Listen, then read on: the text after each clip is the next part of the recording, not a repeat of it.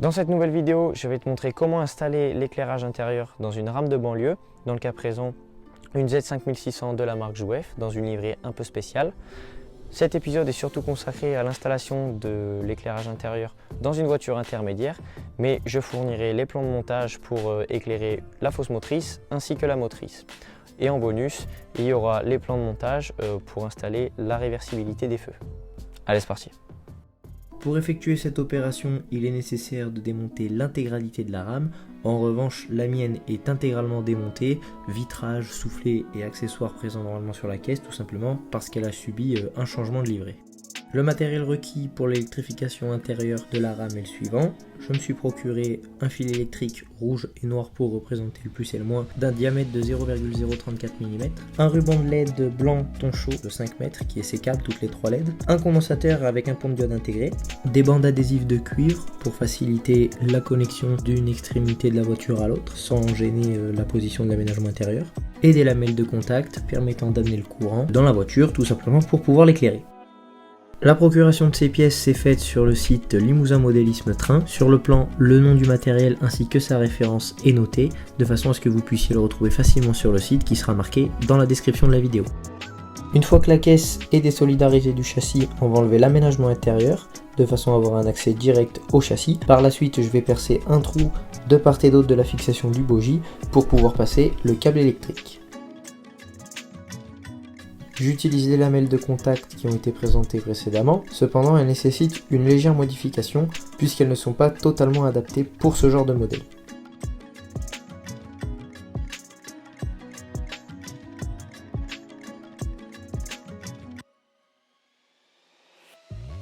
Pour le perçage, j'utilise un foret de 1 mm de diamètre qui me servira à percer le bogie ainsi que le châssis.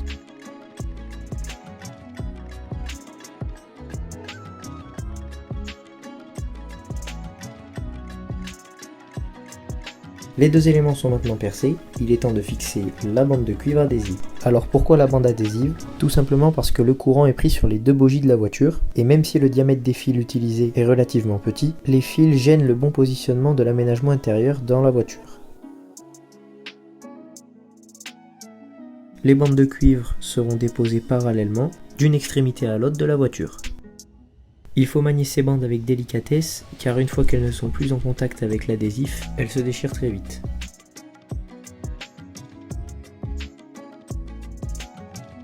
Je trouve cette technique rapide et efficace. De plus, les bandes épousent parfaitement la forme du châssis de la voiture.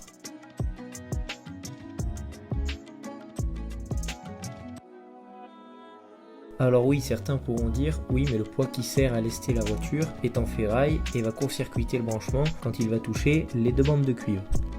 Effectivement, le raisonnement est juste, mais je vais donner la solution dans la suite de la vidéo. Désormais, le châssis est prêt, il va maintenant falloir s'attaquer à la fixation des lamelles sur le bogie. Une petite modif est nécessaire, puisque là on peut le voir, la lamelle ne rentre pas. J'ai donc décidé de la sectionner et de la fixer sur le dessous du bogie. Bien évidemment, toutes les autres options sont possibles et envisageables. Pour être sûr que la lamelle s'adapte correctement, je procède à un montage à blanc. Elle sera par la suite encollée avec de la superglue. A l'aide de cette troisième main, je vais souder sur la lamelle mon fil électrique. Il est important de procéder dans cet ordre-là, tout simplement parce que si je colle la lamelle avant, avec la chaleur du fer, la colle va brûler et disparaître. Je tiens à m'excuser d'avance pour la qualité des soudures, vous pourrez voir dans la vidéo.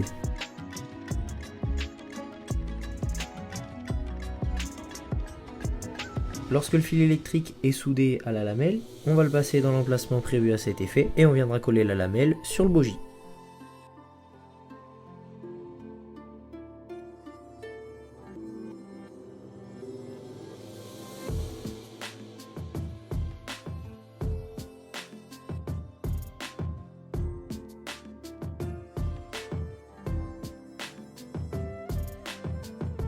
Quelques secondes suffisent pour que la colle fasse effet et on remarque bien que les deux lamelles sont en contact avec l'essieu. Celui-ci est libre et tourne facilement. Une fois qu'on a réalisé ce travail sur les deux bogies, il est temps de les remonter au châssis. Pour cela, on passe le fil électrique dans le trou prévu à cet effet.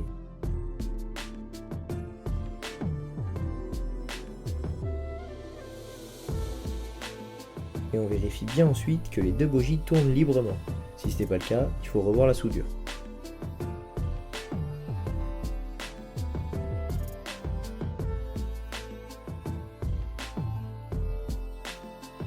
Comme je l'ai dit en début de vidéo, la bobine de cuivre adhésive remplace les fils électriques qui doivent traverser la caisse d'une extrémité à l'autre, ce qui est un petit peu gênant pour fixer l'aménagement intérieur ensuite. Pour remédier à ça, la sortie du fil électrique à l'intérieur de la voiture est directement soudée à une bande de cuivre adhésive. Dans le montage que vous verrez, tous les fils rouges représenteront le plus et les fils noirs représenteront le moins.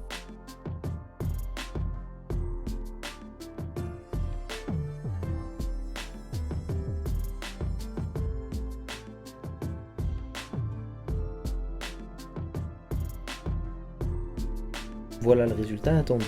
Il est également très important de faire attention aux isolateurs présents sur les essieux des bogies. Sur un bogie, les isolateurs doivent être présents sur les essieux à gauche par exemple, et sur l'autre bogie, les isolateurs doivent être présents sur les essieux de droite. Si ce n'est pas le cas, même si le montage est parfait, l'éclairage intérieur ne fonctionnera pas. Pour rentrer dans le vif du sujet maintenant, on attaque avec un condensateur sur lequel est fixé un pont de diode, et oui puisque mon montage est en analogique. Celui-ci est présenté de la manière suivante. On retrouve deux entrées, juste ici, qui vont nous permettre de relier un fil de chaque bogie. Les deux autres entrées quant à elles, plus et moins, vont nous permettre de relier le ruban de LED plus et moins au condensateur. J'ai choisi de dissimuler le condensateur dans les toilettes. Pour cela, je soude deux fils sur les entrées du condensateur, qui rejoindront les deux rubans de cuivre, le noir avec le noir et le rouge avec le rouge. Voici le schéma électrique à cette étape du montage. Il est temps de s'attaquer désormais à la caisse et à l'aménagement intérieur. Quelques petites modifications seront nécessaires afin de faire passer le ruban de LED et les câbles électriques. Le ruban de LED adhésif viendra se poser juste ici pour l'étage inférieur. En revanche, pour l'éclairage du niveau supérieur, la réglette adhésive viendra se fixer sous la toiture. L'avantage du ruban sécable, c'est qu'on peut le sectionner à la longueur que l'on veut. Celui-ci est sécable toutes les 3 LED. Je déroule la longueur qu'il me faut pour l'aménagement intérieur du niveau inférieur et la longueur nécessaire pour l'éclairage du niveau supérieur.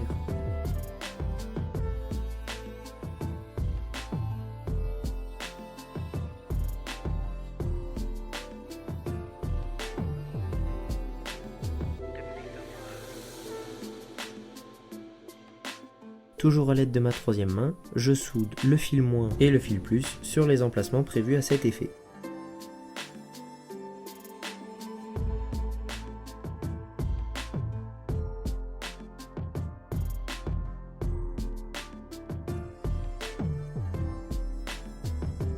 Par la suite, je peux poser la bande de ruban de LED sous la toiture. Celle-ci éclairera le niveau supérieur. On retrouve notre fil noir pour le moins et notre fil rouge pour le plus. Pour la pose de l'éclairage du niveau inférieur, un léger perçage des montants sera nécessaire afin de faire passer le ruban et les fils.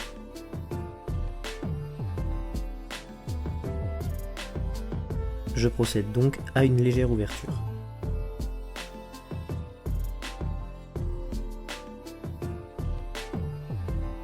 Même procédé que pour l'éclairage supérieur, je soude le fil rouge sur le plus et le fil noir sur le moins.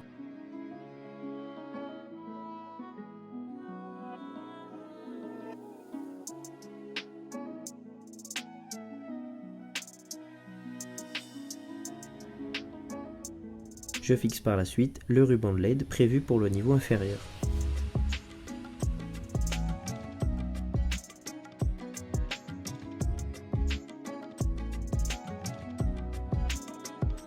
Pour la fixation, une légère pression suffit.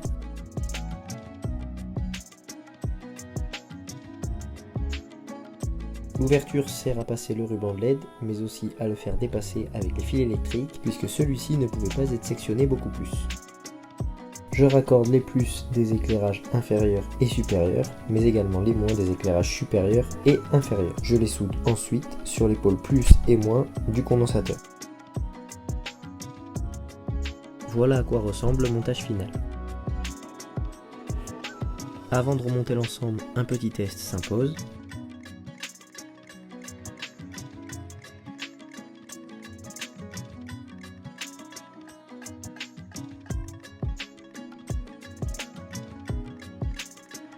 Tout fonctionne à présent, il est désormais temps de remonter la masse pour lester la voiture. Celle-ci étant en ferraille, pour ne pas qu'elle fasse court-circuit avec les 2 lamelles de cuivre, je fixe dessus 2 morceaux de caoutchouc.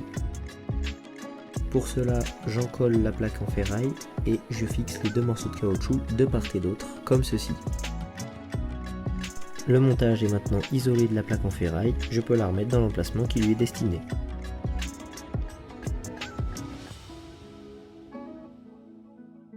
Je repositionne l'aménagement intérieur et je refixe la caisse sur le châssis. Comme vous pouvez voir, la caisse n'est donc pas terminée pour ma part, il manque les décalcomanies, voilà pourquoi je ne remonte pas l'intégralité des vitrages, puisqu'elle va être amenée à être redémontée.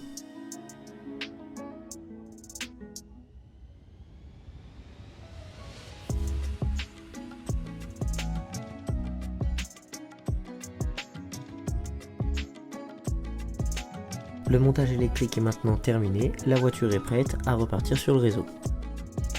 Voici donc le résultat final de la rame éclairée.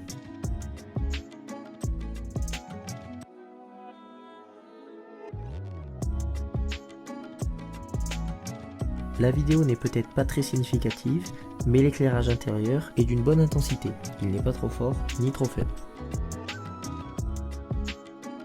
Vous pouvez comme moi vous amuser à faire l'intégralité de la rame, voiture intermédiaire et motrice avec feu réversible, blanc et rouge, plus l'éclairage cabine. Pour cela, j'ai réalisé des plans de montage avec le matériel nécessaire et les références que vous pouvez vous procurer sur le site Limousin Modélisme Train, avec ici l'éclairage de la fosse motrice et de la motrice. On aperçoit ici le rendu final. Je fournis également le plan de montage pour les feux réversibles ainsi que l'éclairage de la cabine. La vidéo est maintenant terminée, j'espère qu'elle t'a plu. Si c'est le cas, n'hésite pas à me le faire savoir dans les commentaires et à liker la vidéo. Quant à nous, on se retrouve sur Instagram ou ma page Facebook Les Trains de Thomas pour être à l'affût de mes nouvelles publications.